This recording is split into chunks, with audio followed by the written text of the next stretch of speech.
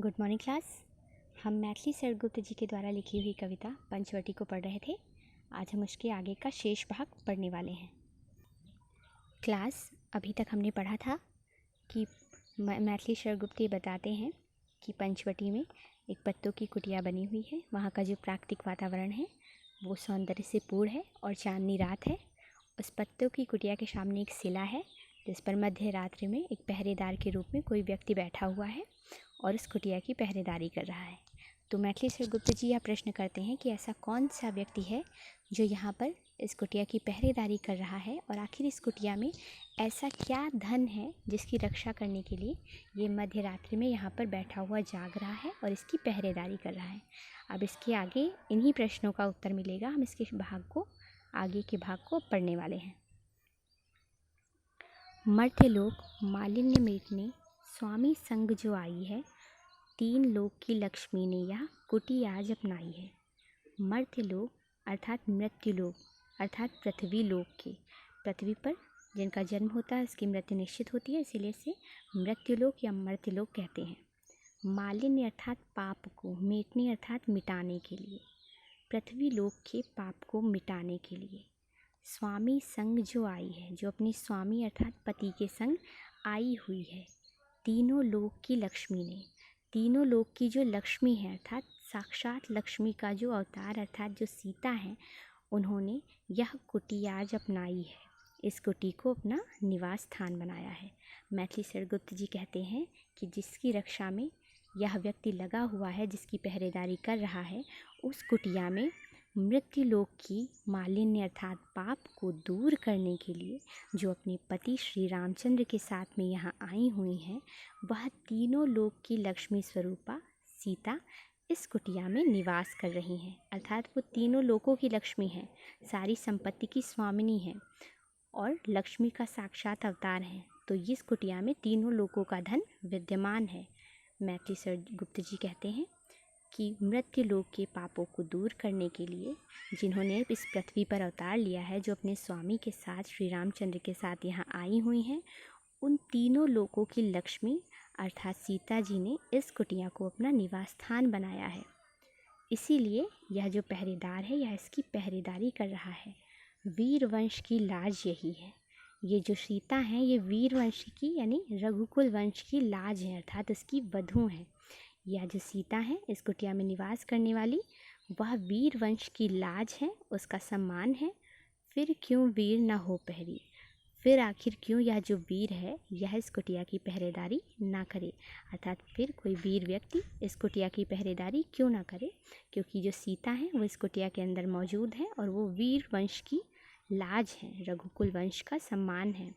Vision देश है, इसके साथ ही जो देश यह प्रदेश है वह विजन है यानी कि मनुष्यों से रहित है, यहाँ आसपास कोई भी नहीं है। निशा शेष है और अभी काफ़ी रात बाकी है। इसके साथ ही निशाचरी माया ठहरी, निशाचरी यानी कि जो राक्षस हैं वह माया ठहरी, मायावी हैं। ये जो रात्रि है ये मायावी है और यहाँ का जो प्रदेश है ये राक्षसों से युक्त है, उनकी माया से युक्त है। इसीलिए जो वीर है वो इस कुटिया की पहरेदारी कर रहा है। मैथिली सरगुप्त जी कहते हैं कि मृत्युलोक के यानी पृथ्वी लोक के पापों को दूर करने के लिए जो अपने स्वामी श्री रामचंद्र के साथ में यहाँ आई हुई हैं, उन तीनों लोकों की लक्ष्मी अर्थात साक्षात सीता जी ने इसी कुटिया को अपना निवास स्थान बनाया है। वो रघुकुल वंश का सम्मान है, उसकी लाज है, इसीलिए यह वीर व्यक्ति उनका पहरेदार बना हुआ है।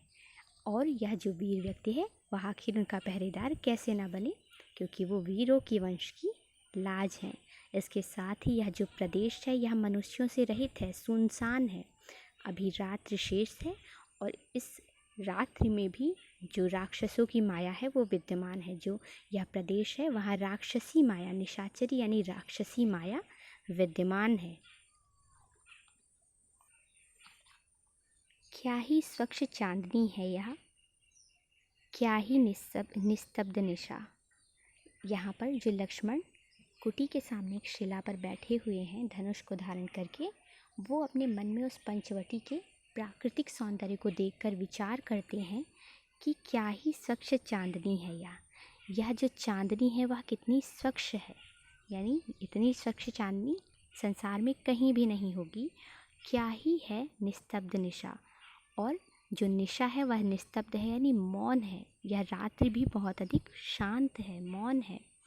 लक्ष्मण अपने मन में पंचवटी के सौंदर्य के विषय में विचार करते हुए सोचते हैं कि ये जो चांदनी है यह अत्यधिक स्वच्छ है, और यह जो रात्र है यह अत्यधिक निस्तब्ध है यानी अत्यधिक मौन है, शांत है स्वच्छंद सुमंद गंधवाह, और जो गंधवाह अर्थात वायु है, यहाँ बहने वाली जो वायु है वह स्वच्छंद है और सुमंद है और मंद मंद गति से चल रही है। यहाँ की चलने वाली जो वायु है वह स्वच्छंद है और मंद मंद गति से चलने वाली है।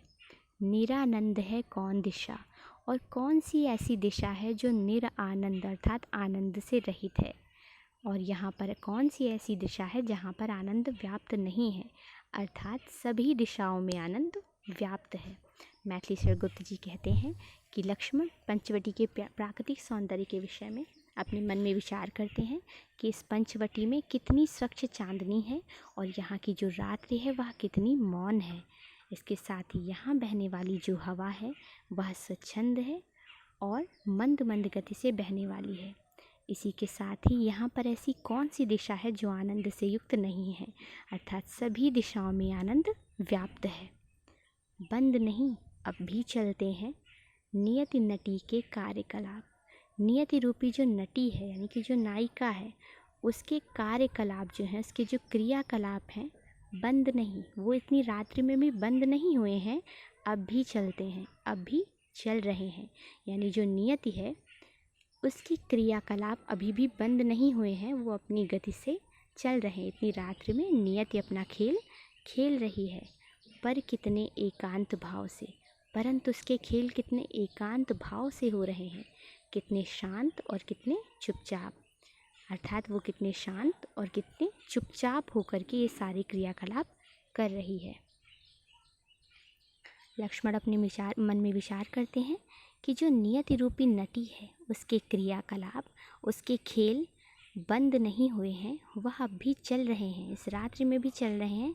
जबकि रात्रि मौन है, सभी दिशाओं में आनंद है, तब भी नियति रूपी जो नटी है यानी नायिका है उसके क्रियाकलाप, उसके खेल, उसकी क्रीड़ाएं बंद नहीं हुई हैं, अब भी वह अपनी गति से चल रही हैं और वो क्रियाकलाप एकांत भाव से शांत और चुपचाप चल रहे हैं। नियति अपने खेल एकांत, शांत और चुपचाप भाव से खेल रही है।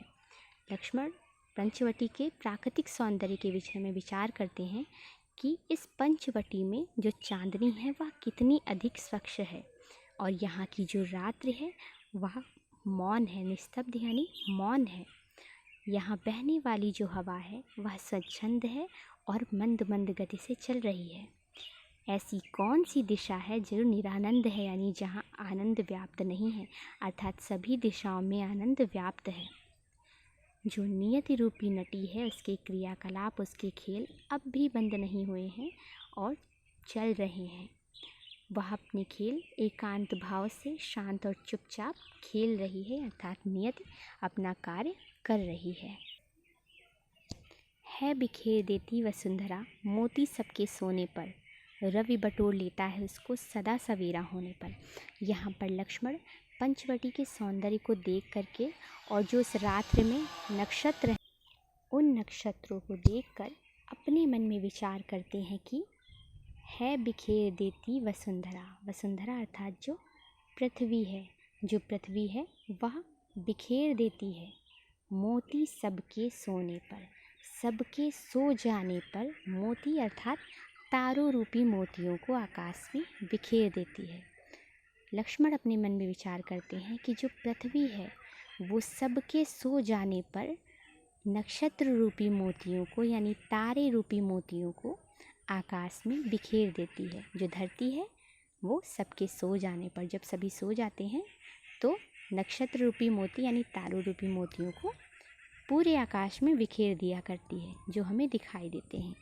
रवि बटोर लेता है उनको सदा सवेरा होने पर, और सदैव जब सवेरा होता है तो रवि यानी जो सूर्य है वो उनको बटोर लेता है, यानी बटोर कर रख देता है, और सवेरा होने पर सूर्य उन सभी मोतियों को बटोर लेता है, अर्थात उन्हें समेट कर एक किनारे रख देता है। जब सूर्योदय होता है तो नक्षत्र लुप्त हो जाते हैं। इसीलिए यहाँ कल्पना कर रहे हैं कि जो वसुंधरा है वो सबके सो जाने पर नक्षत्र रूपी मोतियों को इस आसमान में बिखेर देती है और उसके बाद में सदैव सवेरा होने पर सूर्य उन मोतियों को बटोर कर वापस रख लेता है और विरामदायिनी अपनी संध्या को दे जाता है।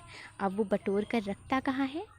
विरामदायिनी यानी आराम देने वाली, सभी को आराम देने वाली अपनी संध्या, अपनी जो संध्या है यानी शाम है, उसको दे जाता है। जो सूर्य है वो उन नक्षत्रों को, उन मोतियों को अपने पास बटोर कर रख लेता है और अपनी आराम देने वाली संध्या को यानी शाम को वापस दे कर के जाता है। अर्थात जो शाम है उसके बाद नक्षत्र वापस से आकाश में बिखरे हुए नज़र आते हैं।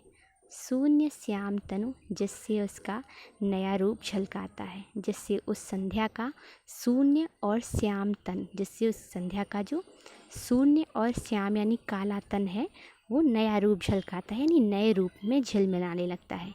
यानी जो संध्या है काले रंग की वो इन तारों के रूप में जगमगाने लगती है। पंचवटी के सौंदर्य को देखकर लक्ष्मण अपने मन में विचार करते हैं कि जो पृथ्वी है वो सबके सो जाने पर नक्षत्र रूपी मोतियों को बिखेर दिया करती है, इस आकाश में बिखेर देती है। लेकिन उसके बाद में सदैव सवेरा होने पर सूर्य आता है और उनको बटोर कर समेट कर रख लेता है।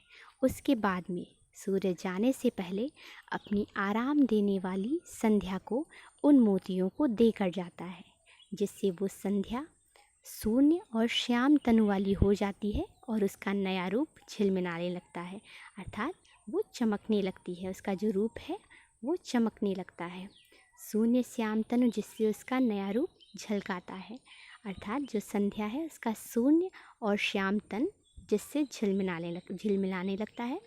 सूर्य अपनी विराम देने वाली संध्या को उन मोतियों को देकर जाता है, जिसके कारण उस शून्य और श्याम तन वाली उस संध्या का यानी शाम का रूप झिलमिलाने लगता है, उसका नया रूप निखर कर सामने आता है।